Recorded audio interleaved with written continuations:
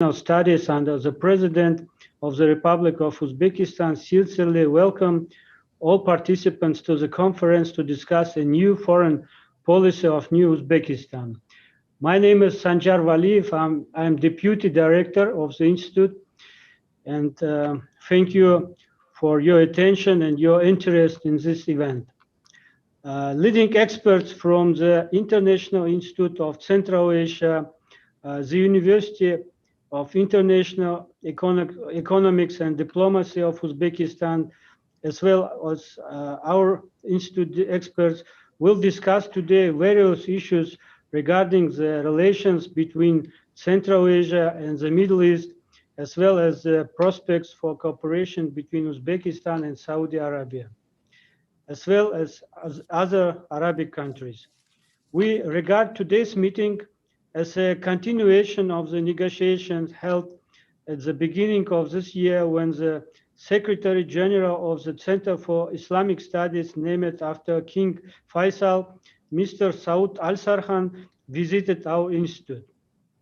Such events are relevant and in a big demand in searching the ways to expand cooperation between Saudi Arabia and Uzbekistan, to establish a better understanding of the reforms which are taking place in our countries and of each other's foreign policy in order to bring relations to a new level, new high. Saudi Arabia is the largest Arab economy with huge resources, investment, trade, and economic potential. In our turn, Uzbekistan is an example of rapidly growing regional market where the investment and business climate is rapidly improving. In this regard, it can be noted that bringing the Uzbek-Saudi relation to a qualitatively new level can initiate a new stage of cooperation between the regions of Central Asia and the Middle East. Dear colleagues, to achieving these goals, it is important to have a close cooperation at the expert level that plays an important role. It is this form of cooperation that can become a kind of generator of ideas and proposals to be added to Uzbek-Saudi cooperation. In this context, I would like to say a couple of words about activities of our think tank. The main mission of the Institute of Strategic and Interregional Study under the President of Republic of Uzbekistan is to provide information and analytical support to the President. To do so, the Institute hosts international conferences, thematic roundtables, scientific and practical seminars in three main research areas. The first one is domestic policy, second is regional cooperation in Central Asia, and third one, global issues. In recent years, we have been actively building up cooperation with international organizations accredited in Tashkent, as well as foreign analytical and research centers. We carry out joint research with partners on security issues in Central Asia, on the prospect for the development of multifaceted regional and international cooperation of the Republic of Uzbekistan. We could develop this kind of interaction with Saudi think tanks as well. In this regard, I would like to reemphasize the importance of today's meeting. I hope that our communication today will be the first step towards the creation of effective mechanisms for expert interaction, which would support the development of relation of two states with analytical researches and materials.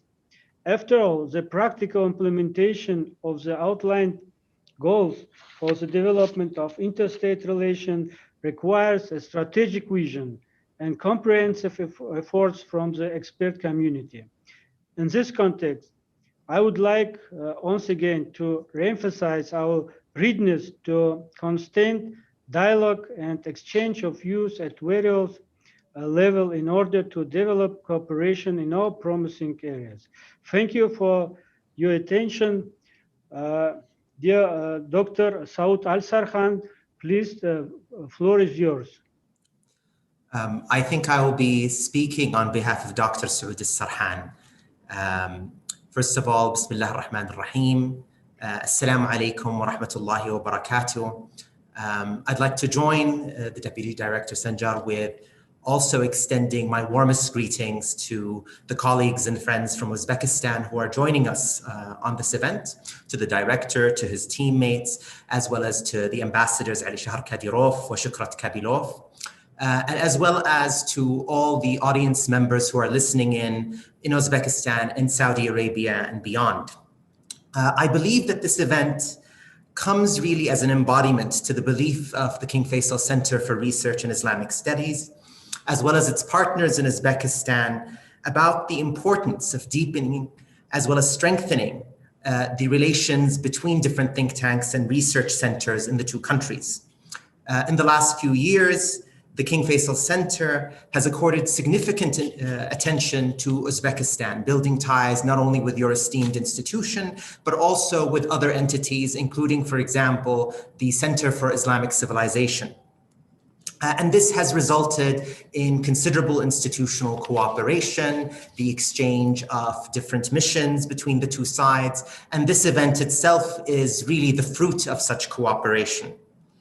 And I should emphasize and add really to the comments made by the Deputy Director that this cooperation really comes at a sensitive, transformative period in both countries, as the leaderships in both places have undertaken significant restructuring of state institutions and have enacted widespread economic as well as legal reforms, which will have definitively an impact both in their respective regions of Central Asia and the Middle East, but also internationally. And therefore, these transformations demand significant efforts on the part of think tanks to deepen mutual understanding so that we can realize really the bilateral interests of both states and to more effectively cooperate at the international level. I should add that these efforts do not really start from zero. Both at the diplomatic bilateral level, we are approaching the 30th year anniversary of the establishment of diplomatic relations. And more importantly, we build on very deep civilizational and spiritual ties that are as old as the rise of Islam itself. After all, both of these modern states are built on geocultural spaces that are considered part of the centers of Islamic civilization. In the case of Saudi, with the holy cities of Mecca and Medina, and in the case of Uzbekistan, with the illustrious cities of Bukhara and Samarkand, Tirmidh and Marghalan and Kokand, and many other cities of the Mara and Nahar and the Fergana Valley, which has produced many great figures of Islamdom, including Al-Bayruni, Imam Al-Maturidi, Al-Farabi, and Ibn Sina, and have overseen some of the brightest periods of Islamic history, whether from the conquering Qarakhanids to the Renaissance enacted by the great Timurid Empire of the early 15th century. And this, of course, is overlain by a lot of blood ties that strengthen these cultural and spiritual relations, in the sense that our country has hosted and received many tens of thousands of people from Wara al-Nahar who have settled in our homeland and have become not only brothers on the basis of faith, but also on the basis of nation. In conclusion, what happens in Uzbekistan is of considerable interest, not only to our center specifically, but to Saudi Arabia in general. I look forward to learning from our friends in Uzbekistan and express the hope that this event will be one of many continuous brotherly interactions between the two sides to strengthen mutual understanding. Thank you for listening, and Assalamu alaikum wa rahmatullahi wa barakatuh.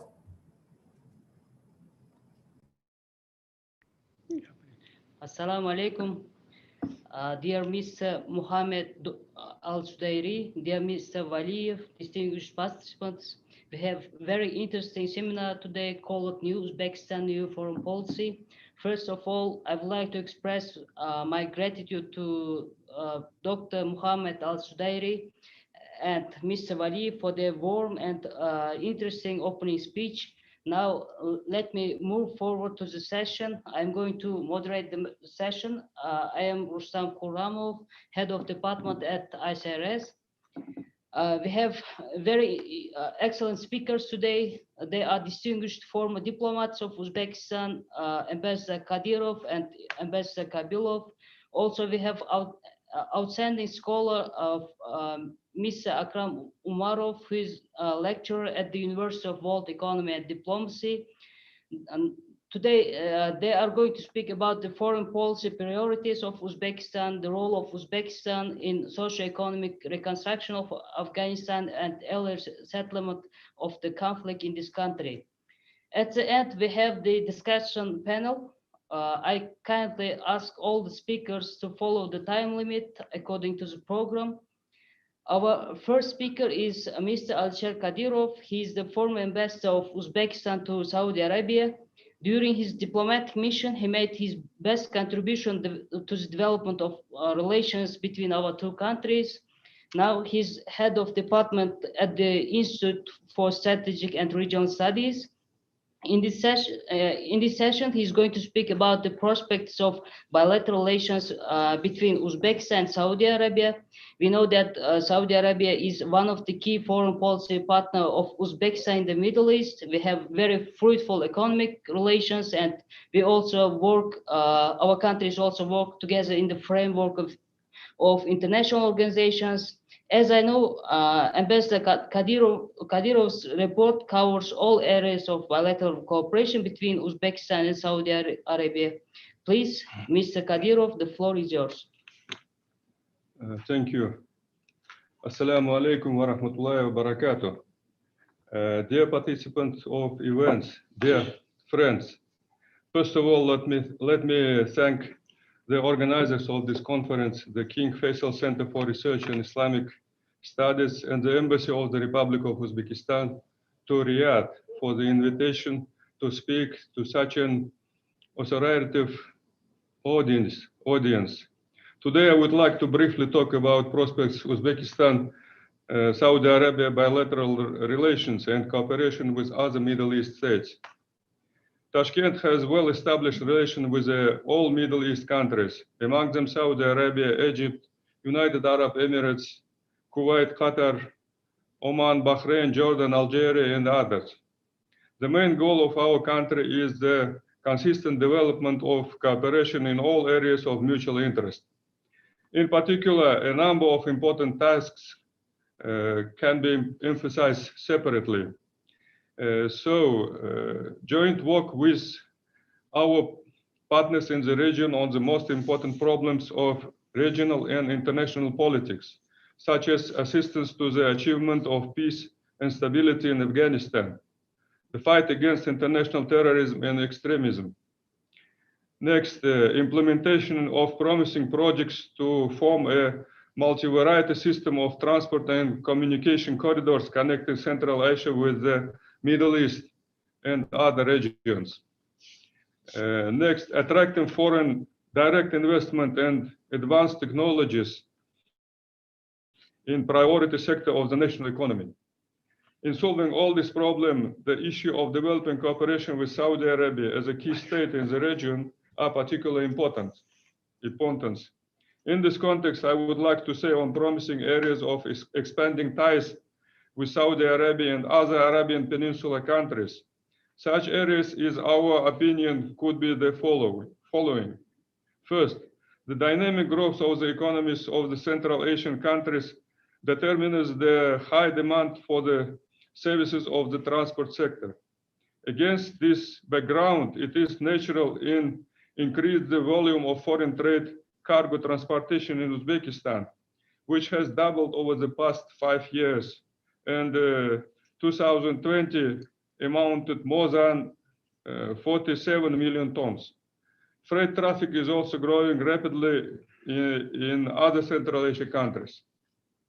In this condition, the issue of diversifying routes, access to seaports and the world markets are of strategic importance for Uzbekistan and other countries of the region.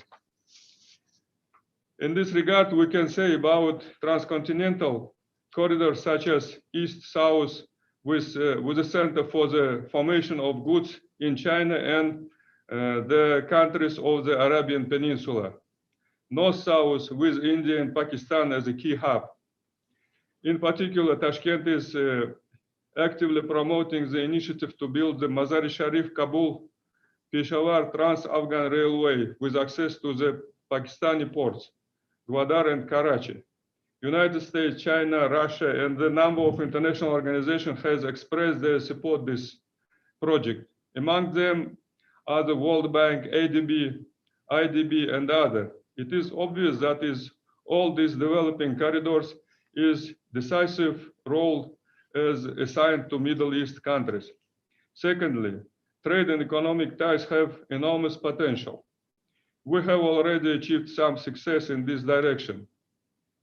In 2019, Uzbekistan's turnover with Middle East countries amounted to $650 million, showing an increasing of 42% compared to 2018. But in 2020, these figures fell due to the pandemic. In particular, trade with Saudi Arabia amounted to $28 million, and in 2019, it reached the level of $60 million. Investment cooperation is also in demand. Countries such as Saudi Arabia and United Arab Emirates are among the world's 20 largest investors and can play an irreplaceable role in the modernization of Central Asian economies. Already today, there are about 200 enterprises operating in Uzbekistan with Middle East countries' capital. In particular, 14 business projects were created with the participation of investors from Saudi Arabia, of which 4 with 100% Saudi capital. New opportunities in this direction were created during this year's Uzbek-Saudi Investment Forum in Bukhara city. In this forum were signed investment agreement on the construction of 2 wind farms in Navai and Bukhara regions. The groundbreaking ceremony was also held in the construction of a gas power plant in Sirdarya region. The total cost of these projects is more than $2.5 billion. At the same time, we have not yet tapped into the potential of attracting foreign direct investment within the framework of Islamic finance, which can stimulate the expansion of trade and economic ties with Saudi Arabia and other Middle East countries. Thirdly, with the growth of tourist exchanges, cultural and humanitarian ties between the peoples of the 2 regions are strengthening. In 2019, more than 6,000 tourists from Arab countries visited Uzbekistan, growth in comparison with 2018 by 2 times. The development of opportunities for pilgrim tourism and complex tour packages in Central Asia can ensure a steadily increasing in tourist flow from the Middle East and back from the Central Asia. In 2019, 28,000 Uzbekistan's Muslims visited Saudi Arabia to perform Umrah, and more than 7,000 for Hajj. Fourth, Uzbekistan is interested in joining efforts with Saudi partners on the stabilization and socio-economic reconstruction in Afghanistan.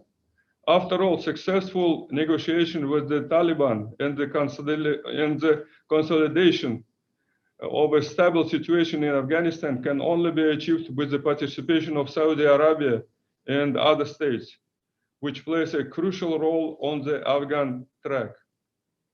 The participation of these states in the Tashkent High-Level International Conference on Afghanistan in 2018 made it possible to develop a scheme for inter-Afghan negotiations. Fifth, it is a joint solution to a security problem in general. The settlement of persistent conflicts, countering threats to peace and stability can be achieved only through joining efforts in the fight against wars, terrorism, and extremism. Dear friends, at the end of my speech, I would like to note that many acute problems are characteristic of the state of the Middle East and Central Asia, including modern Uzbekistan. The common problem we face is pushing us to expand multi-faceted cooperation. Nevertheless, today we don't have a conceptual vision of a strategy for the development of relations, taking into account the emerging international situation. Perhaps the time has come to think about developing such a long-term strategy, taking into account not only today's military political realities, but also the opportunities that the Middle East and Central Asia can provide to each other. In this regard, it is possible to reactivate such a format of cooperation as Central Asia and Arab League, formed in 2014 in Riyadh, in Saudi Arabia. In general, Uzbekistan implementing its new foreign policy in openness is determined to consistently develop mutually beneficial relations with the Middle East states. In our opinion, this will be facilitated by established bilateral relations and multilateral cooperation within the framework of joint international organization. Thank you for your attention. Shukran jazilan. Thank you, Mr. Kadyrov, for your very informative speech. During his speech, Mr. Kadyrov touched all issues of bilateral relations between Uzbekistan and Saudi Arabia. He outlined transport, communication, trade, and economic cooperation, investment, cultural, humanitarian sphere are key areas in the further development of Uzbekistan and Saudi Arabia relations. Mr. Kadyrov also mentioned that investors from Middle Eastern countries are playing a key role in the modernization of Central Asian economies. According to Mr. Kadyrov, we can also work together in the Afghan peace process and other settlement of the conflict in this country. Now we have next speaker. He's Ambassador Kabilov. He's going to speak about the foreign policy priorities of Uzbekistan in the Central Asian dimension. As we know that because of the open, pragmatic, and active foreign policy of Uzbekistan, we have a new climate and political dialogue in Central Asia.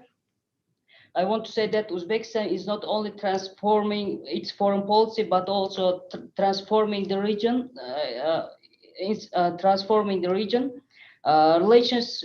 Relationship with our immediate neighbors not only proclaimed as a key priority, but actually, in fact, it's implemented as the most important dimension of our foreign policy.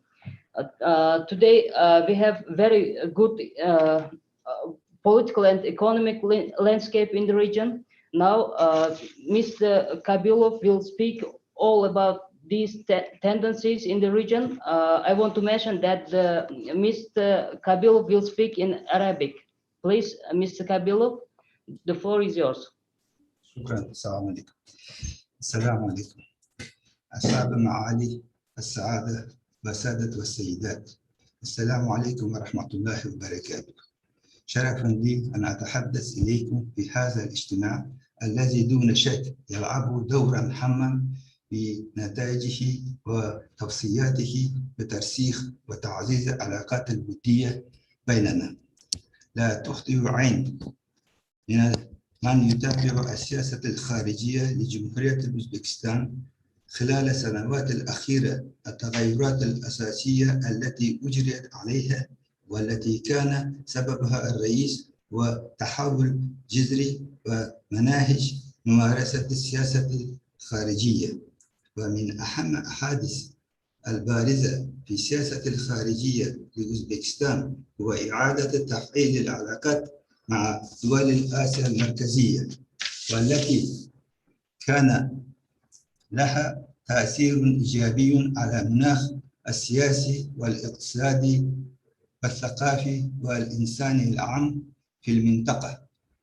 وبعد انتخاب السيد شوكت ميرزيايف رئيساً لجمهورية أوزبكستان عام 2016 أصبحت منطقة آسيا المركزية تشهد اتجاهاً ثابتاً لتعزيز التعاون الإقليمي وتقوية الثقة المتبادلة وبناء علاقات حسن الجوار والصداقة.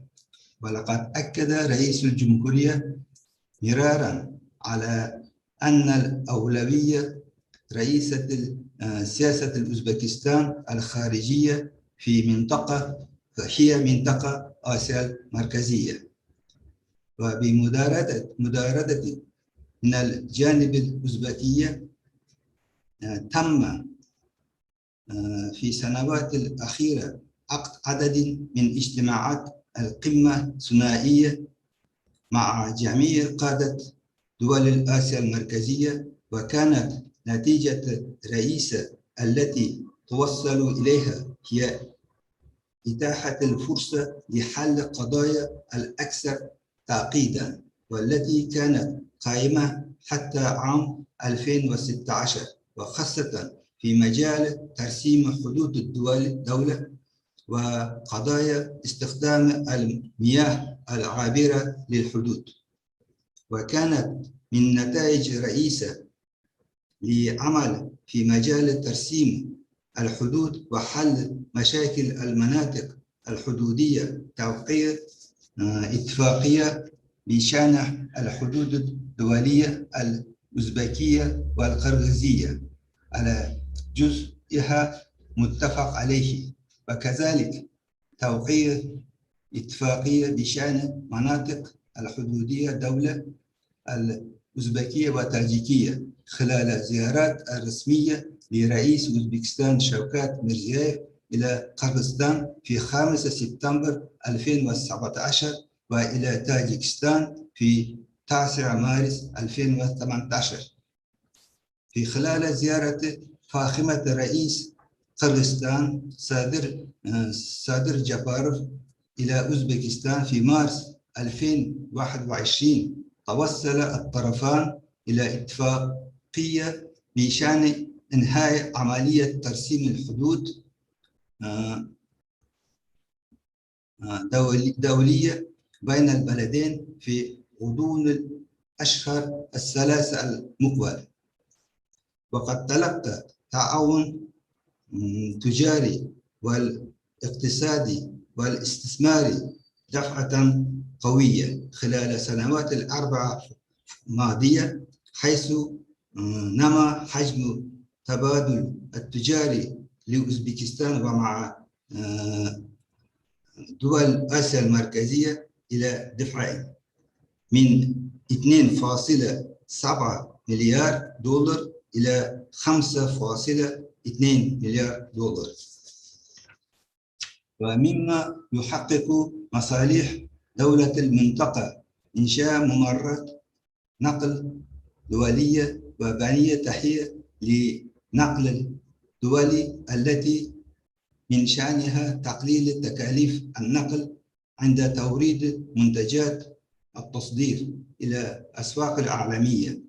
ولعل بناء خط السكك الحديدية بين الصين وقرغيزستان وأوزبكستان من أحد هذه المشاريع التي تقدم إمكانية فتح أسواق جديدة لمنتجات ونقل بضائع من الصين إلى دول أوروبا الشرقية والشرق الأوسط عبر قرغيزستان وأوزبكستان، فضلا عن توفير الوصول إلى موانئ الدولية لدول التي بلا منافس بحرية في آسيا المركزية. وبعد تنفيذ العمل السريع الاتفاقية أشخاباد بشأن تشكيل ممر للنقل ومواصلات الدول أوزبكستان، تركمانستان، إيران، عمان، مما يلبي المصالح الاستراتيجية لدولنا. ومن أدلة الواضحة أخرى على حدوث تقدم كبير في دبلوماسية الأوزبكية نحو آسيا المركزية هي افتتاح المعهد الدولي لآسيا المركزية في عام 2020 في طاشقند بمبادرة من القيادة الأوزبكية، والذي تم تأسيسه لدراسة العمليات الإيجابية الجارية في منطقة وتطوير مشاريع إقليمية جديدة واعدة لتعزيز التعاون ومنافع المتبادلة. ويقوم العديد من الخبراء المعروفين في مجال العلاقات الدولية بتقييم إيجابي للسياسة الخارجية التي تتبعها السلطات الأوزبكية. وعلى وجه العموم يمكننا أن نستنتج مما سبق وغيره أن تفعل مسار الاقتصادي لأوزبكستان يعكس المسار البراغماتي لقضايا الحالية للبلاد، ويظهر رغبة في تهيئة الظروف لتشكيل صورة جديدة لآسيا المركزية مسالمة وخالية من النزاعات. وفي ظروف الأزمة العالمية على خلفية جائحة كورونا وصعوبات الاقتصادية عديدة، من الضروري وضع أساس سياسي متين لتحسين التعاون الإقليمي وزيادة رفاهية سكان المنطقة من أجل تنفيذ المشاريع الاقتصادي والنقل والعبور داخل منطقة وخارجها. وليس هذا نهاية المطاف، فلا يزال أمام بلدان آسيا المركزية طريق طويل لتشكيل منطقة موحدة، وإن خطوات العملية القوية في هذه الاتجاه تعطي أسبابا قوية لاعتقاد بتنفيذها غير مشروط. وشكرا.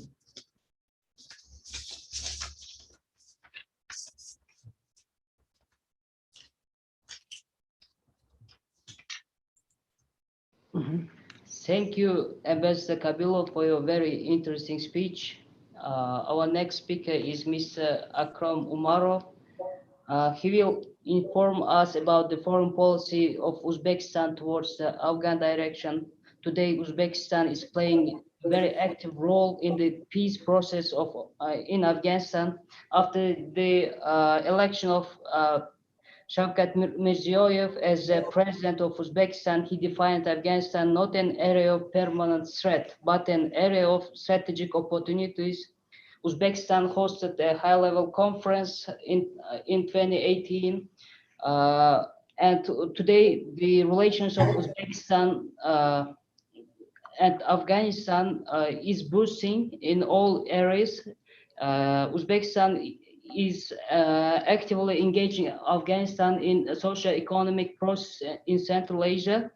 And now I'll give the floor to Mr. Umarov. He will inform us with all these tendencies. Please, Mr. Umarov.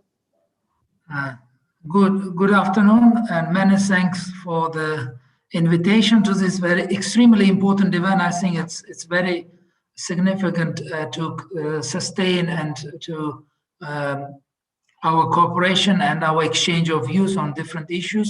So let me begin. I hope you can see my slides. I have a couple of slides to share with you. So what are the changes Rustam has already mentioned briefly about the ongoing changes in Uzbek foreign policy towards Afghanistan.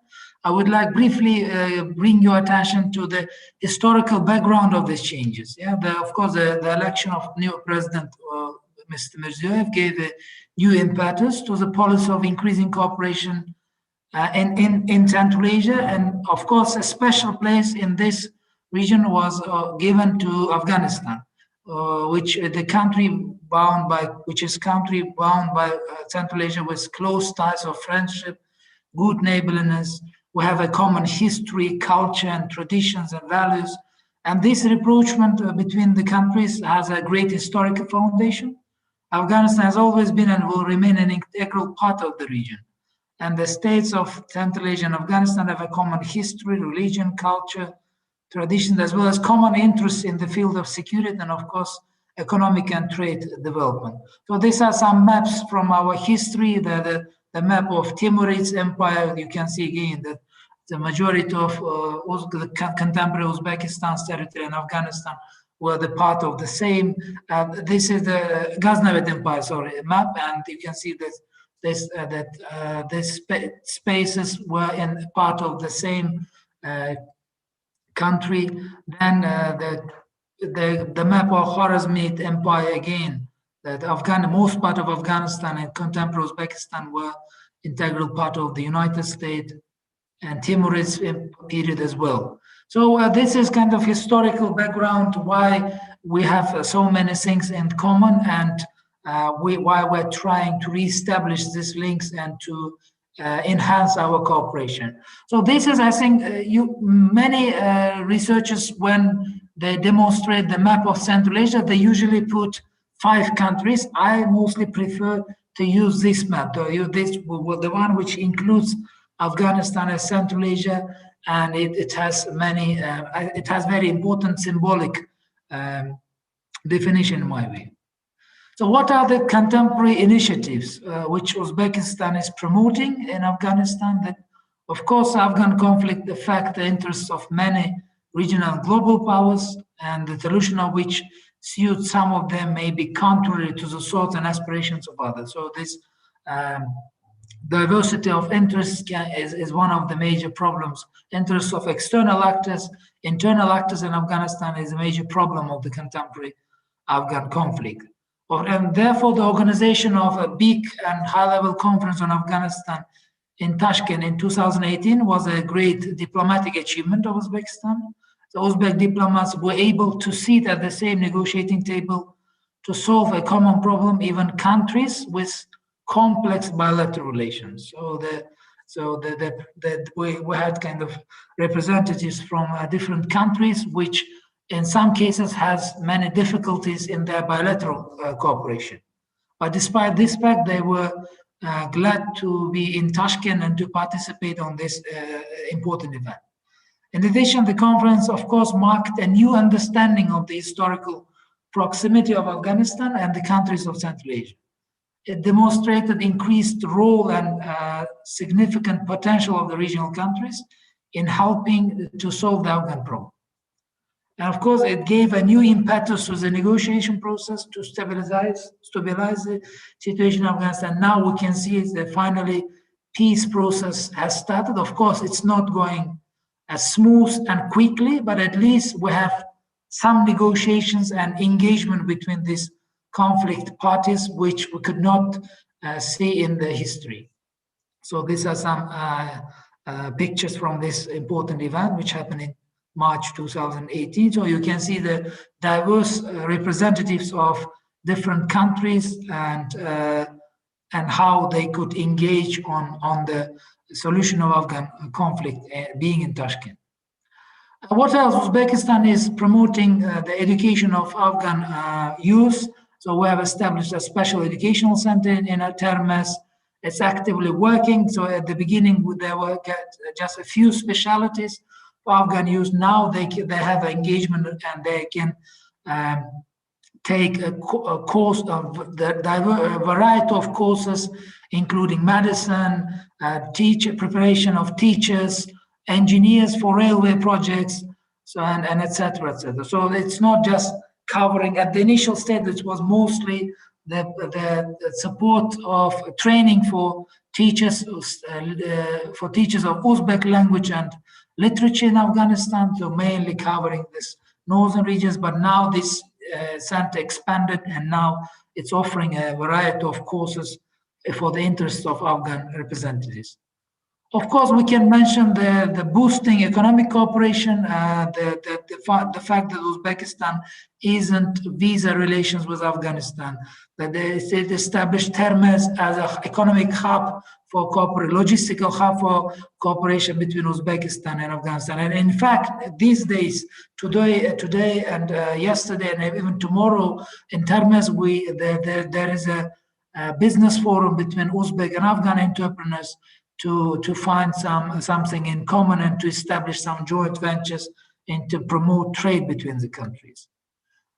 And why is Uzbekistan so actively engaging with Afghanistan? So, of course, Uzbekistan is clearly aware that the achievement of peace and stability in Afghanistan is a decisive factor not only for regional but also for global security. And Afghan stabilization could open up opportunities for resolving vital problems of sustainable socio-economic development for all states and peoples living in this vast region of Central Asia. So we have kind of phrase and the region said you better to have kind of good neighbor that rather than a relative who lives far from you. So the neighbor is extremely important in the development and in the future of the country. So we should, of course, try to do our best to support this country and to solve this conflict. And consequently, the security and stable development of the countries of Central Asia directly depend on the settlement of this conflict. The conflict in Afghanistan is, of course, complex, and of course, the settlement of this problem must also be multi-vector, covering not only this political dimension, the negotiation between the conflicting parties, but of course, in my view, it needs to include this peace process should include social, economic, and other spheres of the country's life. So only talking on political, on security issues cannot facilitate peace in this country quickly. And of course, when resolving this conflict, it's important to create conditions for a dialogue between all parties of the conflict to give priority to economic and non-violent methods of influencing the situation in this area. What are the projects which Uzbekistan have initiated or a part of them? So some of them can be mentioned, like of course, the current priority is railway project Mazar-e-Sharif Peshawar, so crossing Afghanistan and linking Uzbekistan via Afghanistan to Pakistan and to further to South Asia. The next project is Mazar-e-Sharif Herat. So again, the alternative route crossing Afghanistan and linking Uzbekistan with Iran.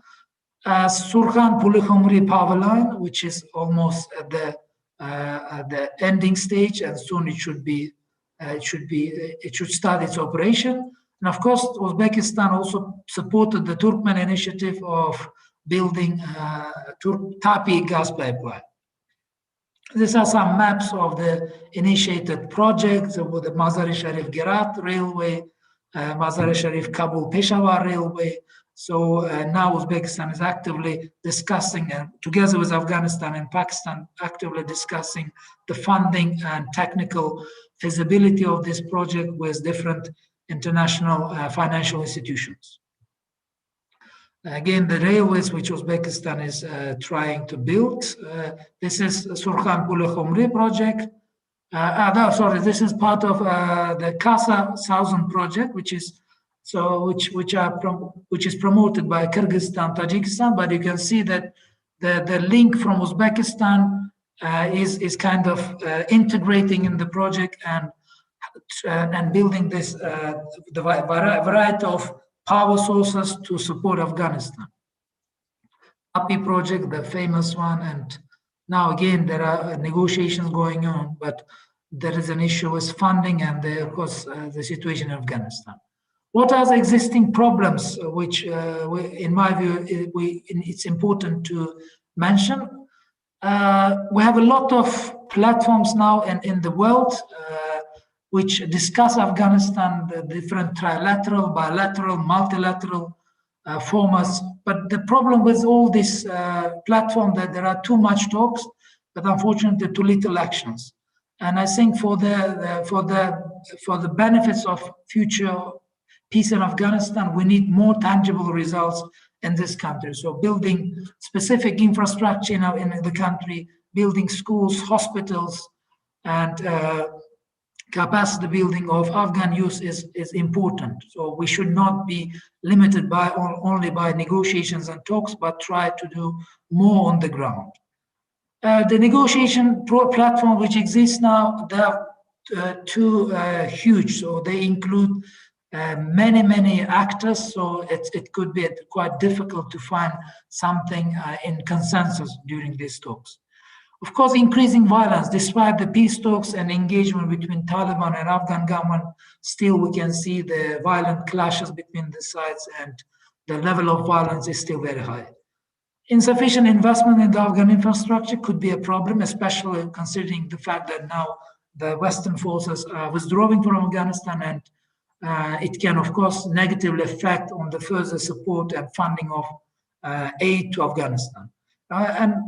Poor education system in Afghanistan, of course, limits our attempts to build more sustainable future for the country. And of course, we need to pay more attention to these issues. What can be done between Uzbekistan and Saudi Arabia to support this Afghan peace process? And again, considering our today exchange, I can say that such kind of discussions and partnership between scholars and experts with further publication of kind of joint research and policy outputs is important.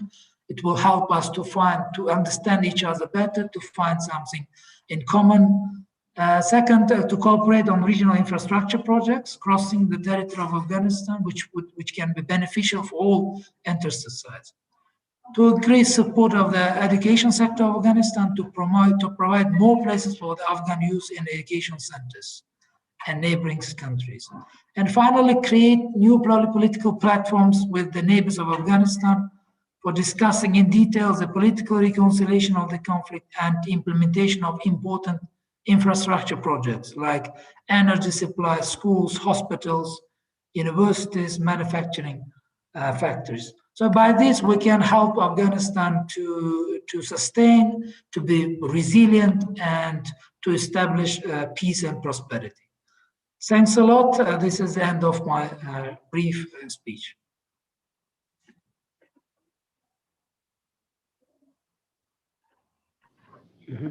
Thank you, Mr. Umarov, for your very interesting presentation and your speech. I fully agree with you that the Afghanistan is an integral part of Central Asia. You rightly mentioned that trade turnover of Uzbekistan with Afghanistan doubled since 2016, and in 2020, despite pandemic, it was $775 million. Afghan business circles are exporting their goods to Uzbekistan. Uzbekistan is providing 52% of electricity, all imported electricity to Afghanistan. Uzbekistan is doing its best to the socio-economic reconstruction of Afghanistan.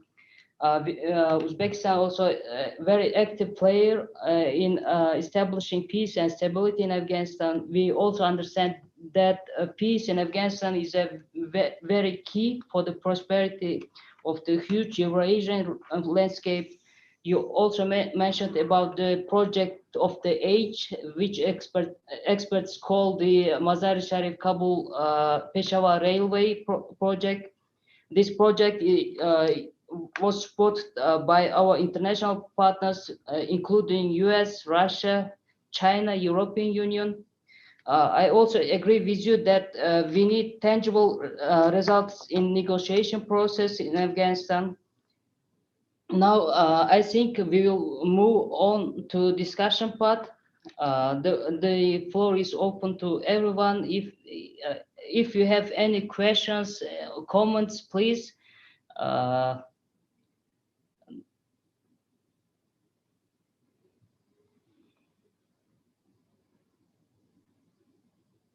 From our Saudian partners and our partners from Uzbekistan, partner institutions. Please, Mr. Mohammed Al-Sudairi, the floor is yours.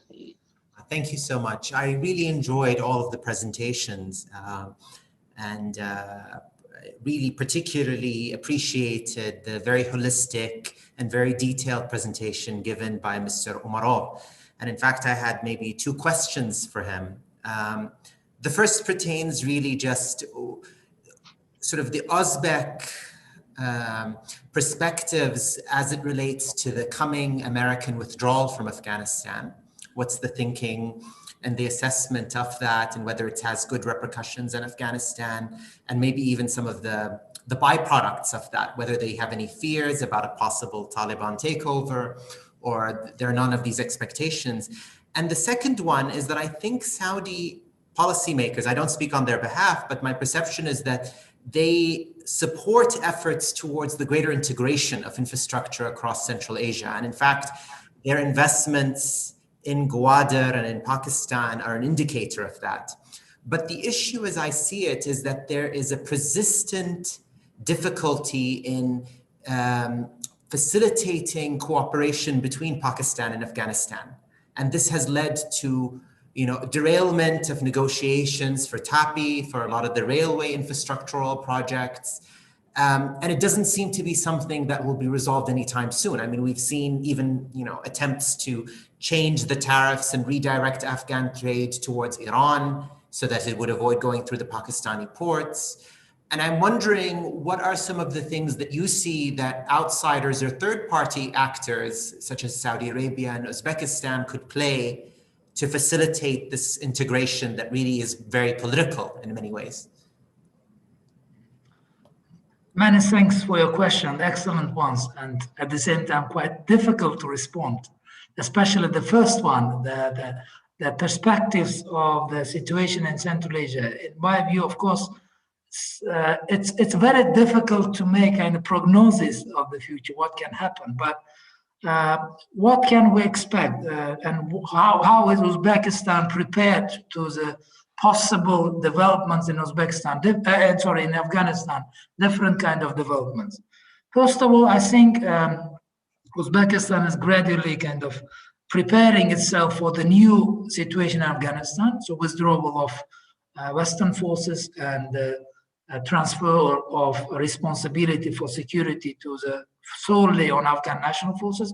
So officially it was transformed back in 2014, but of course in reality there was kind of constant support from Western partners to Afghan national security forces.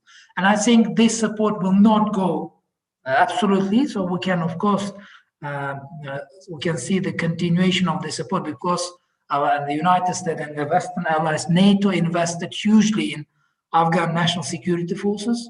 And of course, it could be very, very dramatic development if they decide suddenly to stop this kind of support. I think at least for a couple of years, for the next couple of years, this support will continue. So maybe they can transform from Afghan territory, as it was mentioned during the recent NATO meeting, that NATO will support Afghan forces, but not on the territory of Afghanistan. So they will try to bring Afghan representatives to different countries, so organize trainings and etc. But funding will continue. And of course, from the Uzbekistan perspective, in order to prepare to the new realities, I think in last year, Uzbekistan established a new trilateral dialogue between the US, Uzbekistan, and Afghanistan. And the idea of this trilateral dialogue is not to focus only on security. Security is still on the agenda, cooperation on security issues, but try to diverse this kind of cooperation and include more socio-economic and cultural engagement. So this kind of, the idea of this engagement, try to find not maybe very high level and high costly projects, but more the projects which I mentioned already, the tangible projects which can let's say, it will improve the life of ordinary Afghan citizens in small communities somewhere in North and Central Afghanistan, with mostly the places closer to this Central Asian border of Afghanistan. So the idea is to work on such kind of developments and try to build resilience, not on a high level of Afghanistan, whole Afghan territory, try to build resilient communities in different parts of Afghanistan. And if we briefly mention Taliban and the scenario that Taliban kind of will come fully to the power in Afghanistan, will get this all power elements in this country. So I think this will, again, if this happen, this will not be kind of tragedy for Uzbekistan, because Uzbekistan has has experience of cooperation and engagement with Taliban. We had many meetings and discussions where our officials had many meetings and discussions with Taliban. And it should be mostly internal process. So the Afghan people and Afghan citizens should themselves decide what kind of government they want to have. And I think not only Uzbekistan, but all other Central Asian countries are ready for any kind of government which will be in the power. The only issue that this government, we would appreciate if this government will be will be ready for cooperation with Central Asia and will be ready to cooperate also on security issues and to prevent the emergence of kind of new security threats and challenges from the Afghan territory. I think Taliban is a rational partner, and they also have a kind of broad understanding for the future of Afghanistan. And I think that the recent developments in the Taliban foreign policy and their relations with external actors demonstrate that they can find something in consensus. So they are partners whom we can talk with and to find something in the common. So the second part, briefly, Saudi Arabia, the role of Saudi Arabia, I think, is extremely important. I consider Saudi Arabia as one of the most important actors, despite the fact that Saudi Arabia does not have a direct border with Afghanistan, but considering its role and its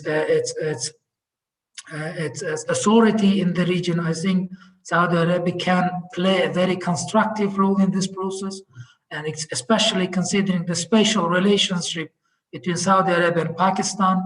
So the fact that Afghanistan and Pakistan has difficulties in their bilateral relations should not stop us on promoting and facilitating joint projects. Of course, there are many cases now in the world when countries has difficulties, but despite the fact they can find something in common.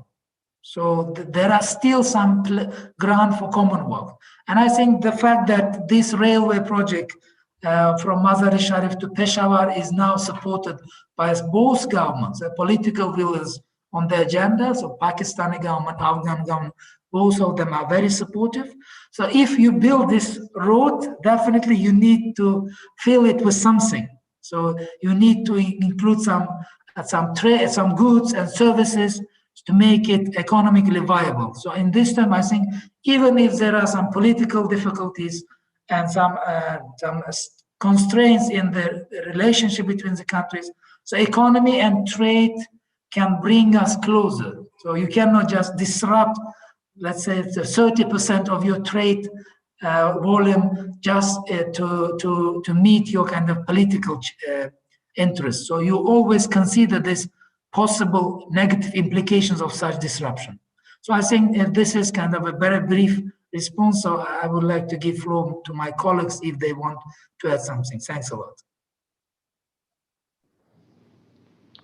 Thank you very much. Is there any questions and comments?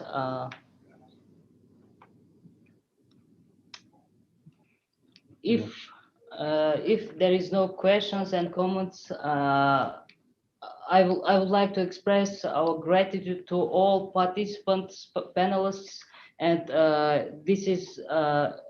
it was very interesting and very informative speech by all of you. And now I'm going to give the floor to Mr. Mohammed Al-Sudairi for his end speech. Please, Mr. Sudairi. I have already given my introductory remarks, but I would like to build on what you've said, that I found this to be an extremely informative discussion. And I really hope that we can continue holding similar events under the auspices of the King Faisal Center, as well as your esteemed institute, and to expand on the themes and to deepen them and to really engage in a more detailed fashion on issues of common interest. So hopefully this will be the beginning of many, many events to come. Thank you, Dr. Al-Sudairi. And I will give the floor to the Deputy Director of the ICRS, Mr. Sanjar Valiev, please. Thank you. Dear colleagues, ladies and gentlemen, in conclusion of our online meeting, let me sincerely thank everyone for active participation in the discussions. Without any doubt, our speakers allowed us to dive deeply into the current state and prospect for the development of Uzbek-Saudi relation, consider the situation in Central Asia and Afghanistan. The participation brought up their views and the participants brought up their views and experiences. Based on this, I consider our event to be very fruitful. Based on the speeches, it is clear that there is a colossal potential for cooperation between our think tanks. I would like to express my sincere gratitude to our partners from Saudi Arabia, as well as the Embassy of the Republic of Uzbekistan in Riyadh for organizing today's event. It is worth emphasizing once again that we are always ready for cooperation, ready for open exchange of views on all issues of mutual interest. I am convinced that such meeting in a mutually trustful atmosphere created between the analytical structures of our countries will not only contribute to the further deepening of bilateral relations, but also contribute to the development of new promising areas for beneficial cooperation. I wish you success in our further cooperation as well as peace and prosperity to all participants in today's event. Thank you for your attention. Thank you very much. Thank you. Thanks a lot. Bye. Thank you so much. Thank you so much.